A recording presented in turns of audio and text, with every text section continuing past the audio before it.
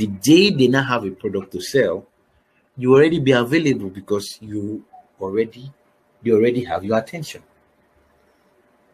All right? Marketing is a contest for people's attention. Seth Godin.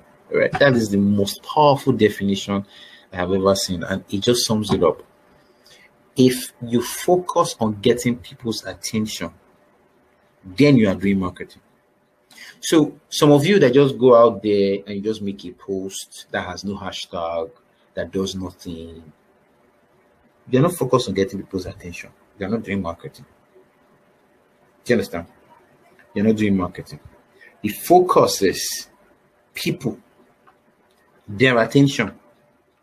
That is the focus. Now, when you are focused on that, what you will have is all the time the kind of content that you create.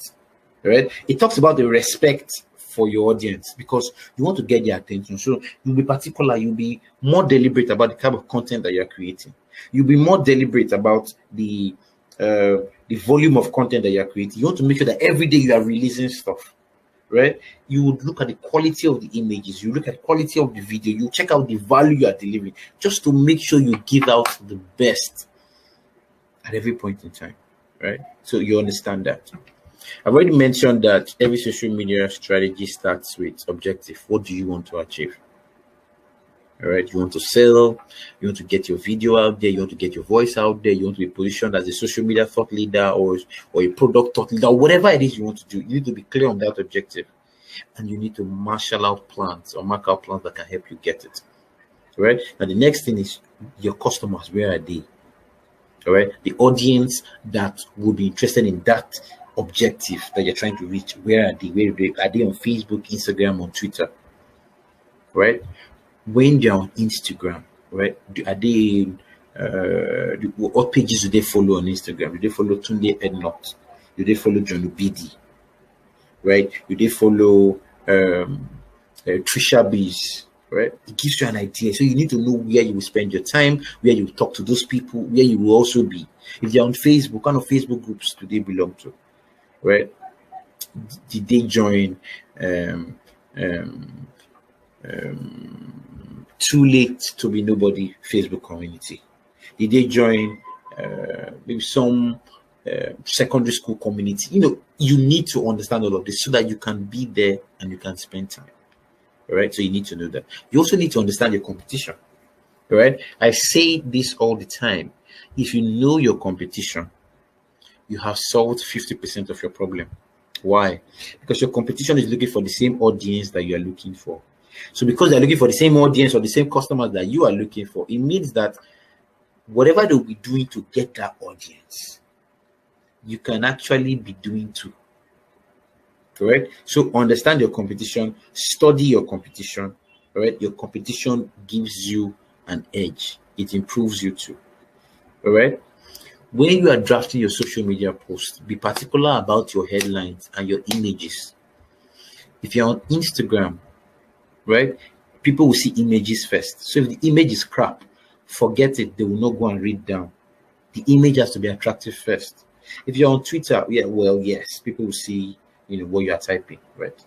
Even though images actually help you for more visibility, right? But in places where you are dealing with text, focus on your headlines. That pulls the first attention before you go down. So your images have to be good to attract me in the first place. Your headlines have to be absolutely top notch too to attract me. So if you go and you just put fake, stupid headlines that are not even saying anything, just check out the type of headlines that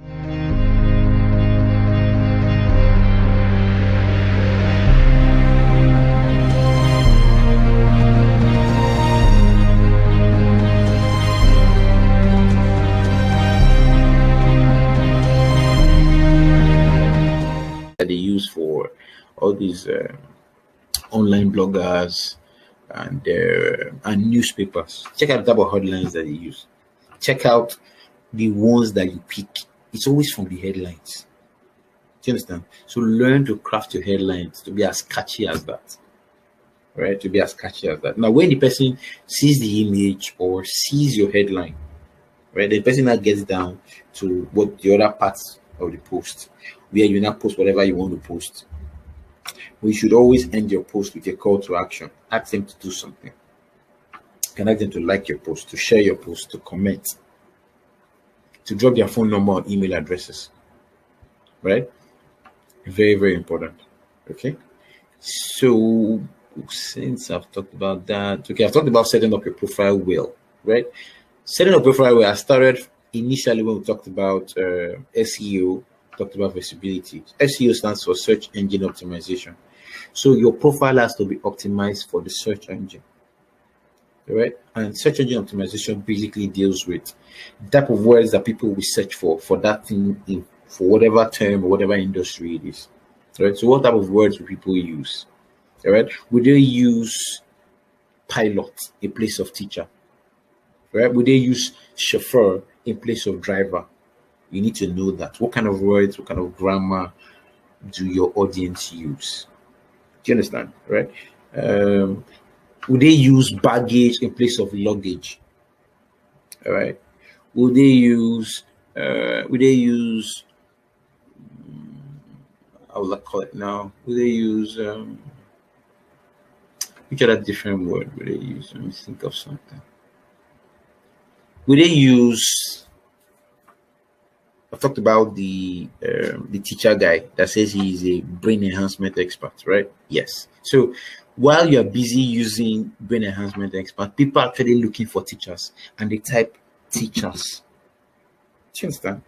While some other people are looking for specific teachers, so they can say English teacher, computer teacher, right? So you have to use those kind of words that people will use to search for you and use it in your profile so that when they do those words, you would appear. Do you understand?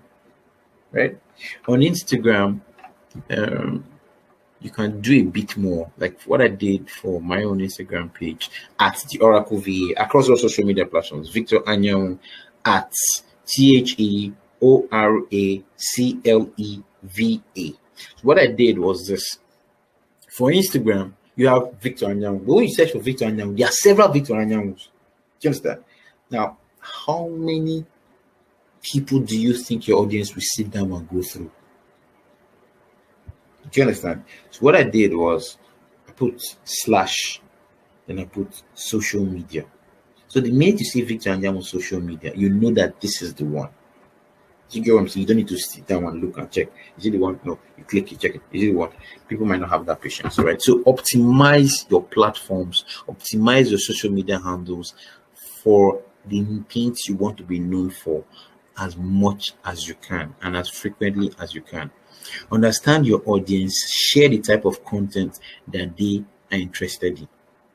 All right. So you've done all of this and you're getting people on your page. When you post, you use hashtags, you use location, that's geotag.